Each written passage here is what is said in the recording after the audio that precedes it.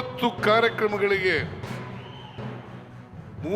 ಕಾರ್ಯಕ್ರಮಗಳಿಗೆ ನಾವು ಈ ರಾಜ್ಯದ ಜನತೆಗೆ ಕೊಟ್ಟಿದ್ದು ಅಂತಕ್ಕಂಥ ಮಾತುಗಳನ್ನು ಹೇಳಲಿಕ್ಕೆ ಬಯಸ್ತಾ ಇದ್ದೇನೆ.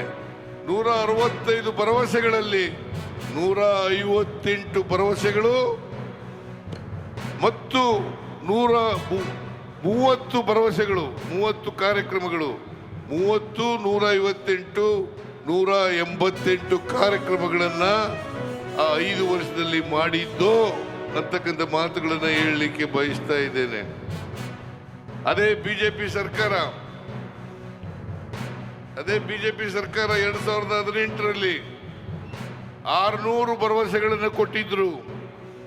ಅವರು 4 ವರ್ಷ ಅಧಿಕಾರದಲ್ಲಿ ಇದ್ರು. 2019ರಿಂದ 2023ವರೆಗೆ ಈ 4 ವರ್ಷಗಳಲ್ಲಿ ಅವರು ಮಾಡಿದಂತ ಕೆಲಸ 10% ಭರವಸೆಗಳನ್ನು ಈಡೇರಿಸಲಿಲ್ಲ.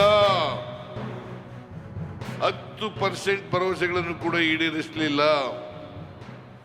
ನಾನು ಯಾಕೆ ಈ ಮಾತನ್ನ ಹೇಳ್ತಾ ಇದ್ದೀನಿ ಅಂತಂದ್ರೆ ನಿಮ್ಗೆಲ್ರಿಗೂ ಗೊತ್ತಾಗಬೇಕು.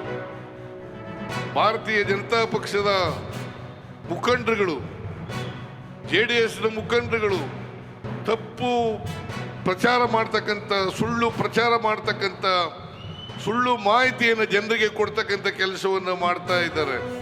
ಅದರಿಂದ ಸತ್ಯ ಹೇಳ್ತಕ್ಕಂಥದ್ದು ನಮ್ಮ ಕರ್ತವ್ಯ ಮತ್ತು ನಿಮಗೆ ತಿಳಿಬೇಕು. ಅದು ಸತ್ಯ ಏನು ಅಂತಕ್ಕಂಥದ್ದು ಗೊತ್ತಾಗಬೇಕು.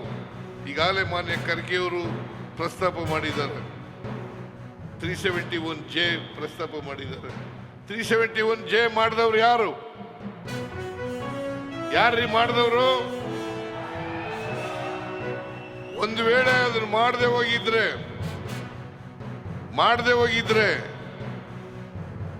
ನಿಮ್ಮಲ್ಲಿ ಇವತ್ತು ಡಾಕ್ಟರ್ಗಳಾಗಿದ್ದಾರೆ, 10,000 ಜನ ಡಾಕ್ಟರ್ಗಳಾಗಿದ್ದಾರೆ, 31,000 ಜನ ಇಂಜಿನಿಯರ್ಗಳಾಗಿದ್ದಾರೆ. ಜಿಲ್ಲಾ ಉಸ್ತುವಾರಿ ಸಚಿವರು ಕರ್ನಾಟಕ ಸರ್ಕಾರ ಆಗಮಿಸಿದ್ದಾರೆ.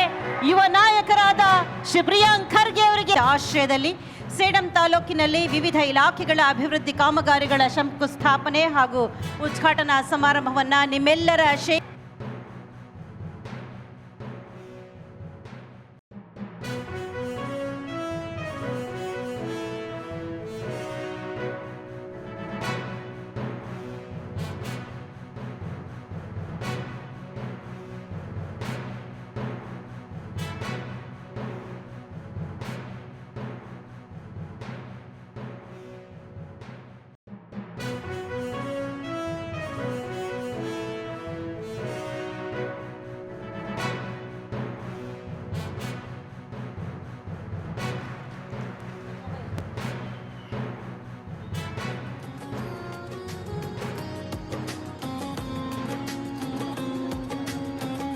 ಅದೇ ರೀತಿ ಸೇಡಂ ತಾಲೂಕಿನಲ್ಲಿ ವಿವಿಧ ಅಭಿವೃದ್ಧಿ ಕಾಮಗಾರಿಗಳ ಶಂಕುಸ್ಥಾಪನೆ ಹಾಗೂ ಉದ್ಘಾಟನೆ ಸಮಾರಂಭಕ್ಕೆ ಉದ್ಘಾಟಕರಾಗಿ ಆಗಿನ ಜಿಲ್ಲಾ ಪಂಚಾಯತ್ ಹಾಗೂ ತಮ್ಮೆಲ್ಲರಿಗೆ ಪರವಾಗಿ ಸ್ವಾಗತವನ್ನು ಕೋರುತ್ತೇನೆ. ಮಾನ್ಯ ಮುಖ್ಯಮಂತ್ರಿಗಳಿಗೆ ಮಾನ್ಯ ಸಚಿವರಿಂದ ಗೌರವ ಸನ್ಮಾನ ಮಾಡಲು ಕೋರುತ್ತೇನೆ. ಈ ಕಾರ್ಯಕ್ರಮದ ಗೌರವ ಉಪಸ್ಥಿತಿ ವಹಿಸಿರುವ ಸನ್ಮಾನ್ಯ ಶ್ರೀ DK ಸುರಪ್ ನಗರಾಭಿವೃದ್ಧಿ ಸಚಿವರು ರವರಿಗೆ ನಾನು ತಮ್ಮೆಲ್ಲರ ಪರವಾಗಿ ಸ್ವಾಗತ ಕೋರುತ್ತೇನೆ. ಮಾನ್ಯ ಉಪಮುಖ್ಯಮಂತ್ರಿಗಳಿಗೆ ಕೂಡ ಮಾನ್ಯ ಸಚಿವರಿಂದ ಗೌರವ ಸನ್ಮಾನ ಮಾಡಲು ಕೋರುತ್ತೇನೆ. ಇವತ್ತು ಮಾನ್ಯ ಮುಖ್ಯಮಂತ್ರಿಗಳಾಗಿರ್ತಕ್ಕಂಥ ಸಿದ್ದರಾಮಯ್ಯನವರು ನಾವೇನು ವಾಗ್ದಾನ ಮಾಡಿದ್ವಿ, ನಮ್ಮ